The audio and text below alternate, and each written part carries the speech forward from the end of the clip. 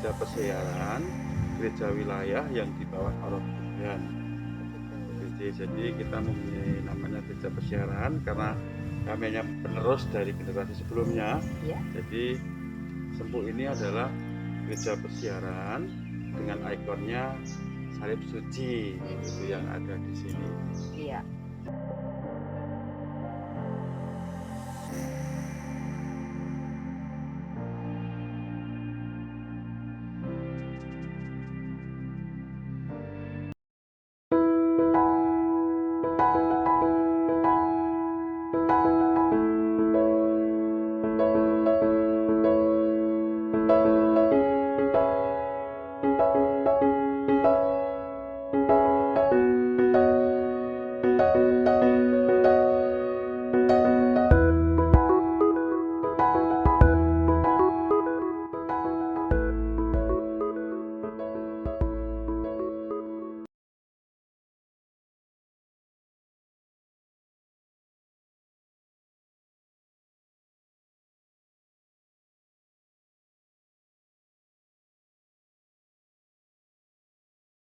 Halo, selamat pagi sahabat cinta kita.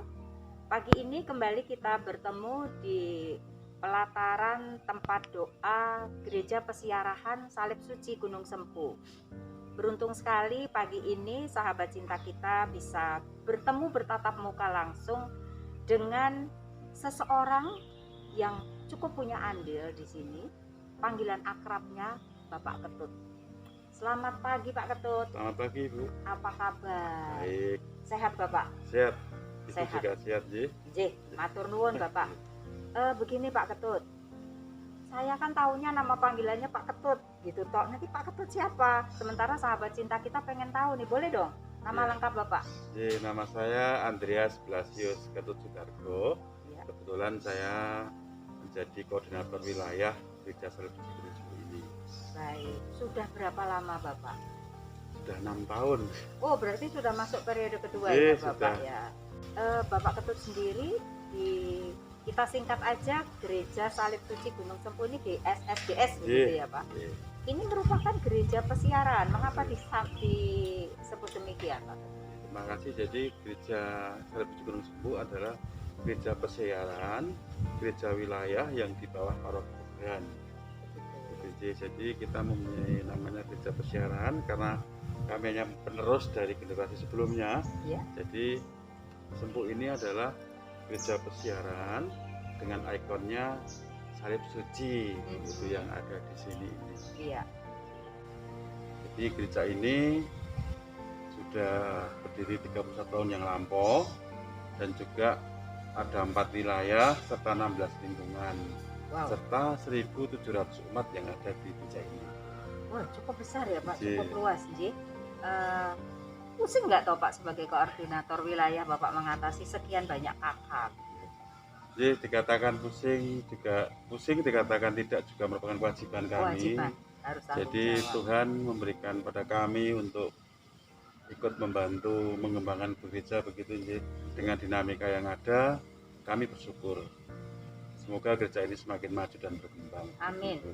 Kegiatan apa saja toh Pak yang ada di Gereja Salib Suci Gunung Sempu? Oke, terima kasih. Jadi kita gereja ini mempunyai kewajiban pokok misa, mengadakan misa itu setiap minggu dulu pada saat minggu pagi pada sebelum pandemi. Sebelum pandemi. Jadi setelah pandemi ini kita bagi menjadi 3 misa.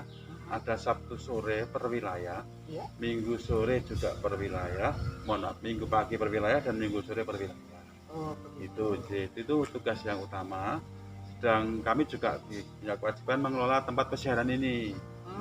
Tempat pesiaran ini serta kegiatan-kegiatan lain penunjang dari kegiatan utama itu.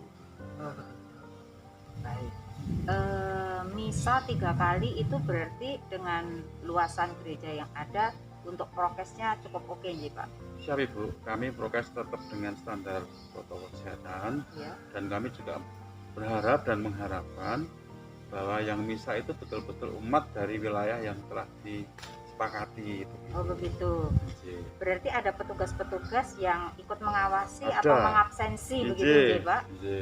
Lalu kalau misalnya ada yang dari tempat lain karena apapun alasannya lalu dia mengikuti misa yang bukan waktunya, solusinya bagaimana itu? Jadi kalau di antar wilayah itu sudah ada kesepakatan, jadi umat masing-masing wilayah apabila ingin ikut wilayah ke umpamanya dari Sabtu sore ke Minggu pagi, dia akan memberitahu ke petugas kami, pada penanggung jawab misa Minggu pagi, itu dia ada umat 5 orang atau 6 orang begitu akan ikut misa Minggu pagi, dan itu akan terdaftar itu. Oh, baik sekali. Di samping misa, kegiatan-kegiatan apa lagi Pak dari gereja ini Pak? Jadi di samping misa rutin tiap minggu, Sabtu, Minggu pagi atau Minggu sore, itu kita juga ada misa novena tiap bulan sekali. Juga ada kegiatan OMK. OMK itu terutama Pablo. OMK, orang muda Katolik. Itu kegiatan Pablo ya, visualisasi kisah secara Yesus oleh anak muda dalam bentuk drama begitu itu. Oh, begitu. Di samping OMK kita juga ada pendalaman iman. Para katekis juga mengadakan pendalaman iman pada saat mau krisma maupun baptis bayi maupun baptis dewasa maupun baptis anak. Itu lalu ada piaper. Pendalaman iman anak dan pendalaman iman remaja. Itu ada banyak kegiatannya, termasuk ada Sabtu ceria, itu anak-anak Sabtu ceria, anak-anak menyenangkan, lucu-lucu begitu. Kalau yang remaja malam minggu, anak-anak Sabtu ceria. Sabtu ceria.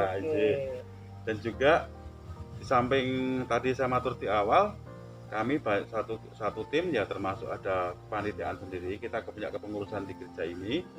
Di samping itu juga ada prodiakon dan juga ada kegiatan lain begitu Ibu. Baik. Kita ini mempunyai, yang pertama adalah mempunyai 4 wilayah, 16 lingkungan, dengan umat 1.700-an begitu ya, dengan kakak sekitar 800. Wah, cukup banyak ya, dan kita harapkan itu bisa bertumbuh terus Terima kasih. Seperti itu. Kalau saya sempat mencari informasi bahwa Gereja Pesiaran Salib Suci Gunung Sempu ini ada kaitannya juga dengan satu sendang Gua Maria Sendang Semanggi, Bapak. Itu mohon maaf, kami berterima kasih pada para pendahulu yang telah memulai gereja ini. Kami hanya penerus dan meneruskan cita beliau, bahwa dulu itu Semanggi Sempu itu merupakan satu kesatuan. Oh, begitu. Yang diharapkan menjadi satu kesatuan. Jadi di sana ada Gua Maria Sendang Semanggi, dan diharapkan pada saat dulu itu ada jalan salib dari Gua Maria Semanggi dan finishnya di Gereja Sempu. Namun seiring perjalanan zaman ada sedikit terkendala, ternyata lahan yang dulu dititipkan itu digunakan untuk makam. Ibu. Jadi akhirnya para pendahulu juga sudah ada jalan salib, namun melalui makam-makam yang ada.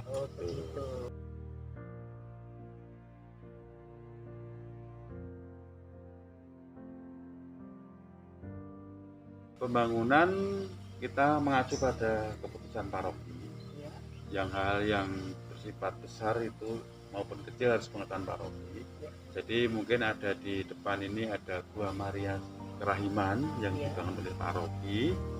Dan yang lainnya adalah dana dari paroki, dana dari wilayah, dan dana dari donatur. Termasuk sementara ini ada donatur yang melakukan keramikisasi itu ya, di lantai salib maupun di lantai Gua Maria. Ini dana murni dari donatur.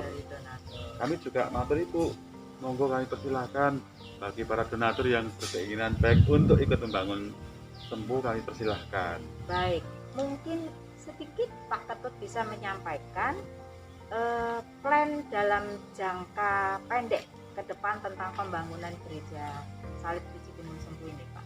Jadi secara keseluruhan begitu kami di bawah paroki. Jadi kami membangun pun juga seizin paroki dan satu visi dengan paroki.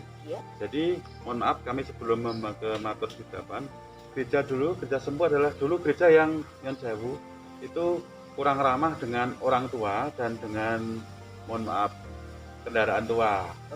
Jadi sekarang ziarah bisa langsung naik di dekat belakang ini mobil Iya. maupun motor sudah bisa naik, jadi bisa langsung naik di atas, sudah bisa.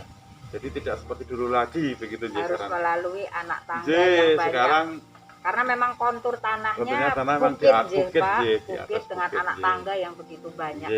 Tapi kita yakin pasti ada solusi ketika Ada, mau, J. Pak. Dan Ya. sudah terwujud, Maupun salah terwujud, satunya J. dengan lebih memperpendek jalur, J. Jadi untuk orang-orang tua atau anak-anak bisa lebih nyaman. Apalagi nanti ditambah untuk yang pakai kursi roda bisa begitu ya, Pak. Ini menjadi pemikiran kami ke depan, kita akan membuat jalur khusus untuk difabel. Begitu. J. Kalau Romo parokinya siapa nih beliau? J, jadi Romo penanggung jawab utama begitu pengelolaan pesiaran ini adalah Romo Paulus Supriyo PR. Oh, begitu. Sebagai Romo paroki kami, Bu. Iya. Beliau memang cukup aktif dengan ini, pembangunan di sini. Termasuk Gua Maria itu juga dari hasil tangan dingin beliau, untuk itu. Ada berapa Romo Bapak di paroki Pugeran? Ada 4 Romo. Ada 4 Romo. 4 Romo yang ada di paroki Pugeran. Apa kedepannya tentang Gereja Pesiaran Salib Suci Gunung Sempu ini, baik secara fisik maupun umatnya? Jadi secara fisik kita ingin tempat ini menjadi tempat yang nyaman orang untuk berdoa. Jadi sarana pelan-pelan akan kita benahi begitu, tempat orang nyaman berdoa, untuk berkunjung, untuk mencintai Sempu ini. Jadi secara fisik itu Ibu, dan sarana-sarana pendukung lainnya pelan secara pasti akan kita siapkan, walaupun mungkin tidak bisa dalam waktu pendek, harus melalui waktu yang mungkin berjenjang begitu. Itu yang akan kita siapkan juga. Jadi kita akan mencoba untuk bisa pesiarah itu dengan bis kecil, itu bisa sampai ke sisi pesiaran ini supaya para orang tua tidak harus berjalan kaki begitu Ibu. Iya. Nah, saya tadi mendengar kalau tidak salah Bapak ada kegiatan novena. Nah, itu kan terbuka untuk umum. Lalu karena namanya saja ini gereja pesiarahan, berarti banyak pesiarahan dari luar yang datang ke sini. Sementara saya melihat untuk mencapai di sini itu cukup jauh dari jalan besar. Strategi apa yang Bapak ataupun umat Gereja Pesiaran Salib Suci Gunung Sempu ini lakukan untuk mempermudah mereka para tamu sampai di tempat ini? Jadi sementara ini kalau ada pesiarah dengan bis besar, itu kami mohon untuk parkir di depan SD Kanisius Kembaran. Setelah itu para pesiarah akan jalan kaki ke atas. Namun kalau pesiarah yang menggunakan mobil kecil bisa langsung datang sampai tempat ini. Oh begitu. Jadi di sini kan pernah terjadi dipakai sebagai tempat pada saat ulang tahun Maria apa ya Pak? Maria Fatima. Peringatan 100 tahun Maria Fatima. Mungkin Bapak bisa sedikit cerita Pak tentang itu supaya sahabat cinta kita juga tahu begitu bahwa Sempu ini enggak sesuatu yang biasa-biasa aja gitu Pak. Monggo Pak, cerita saya semangat banget ini Pak. Terima kasih. Jadi kami bersyukur Sempu ini menjadi tempat peringatan 100 tahun Maria Fatima. Dari beberapa pulau, beberapa provinsi yang hadir di Sempu ini. Lalu banyak sekali kami bersyukur di situ. Dan juga Sempu ini menjadi tempat juga pada saat itu Asian Youth Day yang ada di anak-anak remaja yang akhirnya mampirnya juga di Sempu ini. Luar biasa. Oke, jadi Sempu ini sebetulnya sudah cukup terblow up, sudah cukup dikenal ya Pak. Tinggal kita ini PR-nya bagaimana lebih mengenalkan dan membuat Sempu ini lebih menarik untuk semakin banyak orang hadir bersiarah ke sini Pak.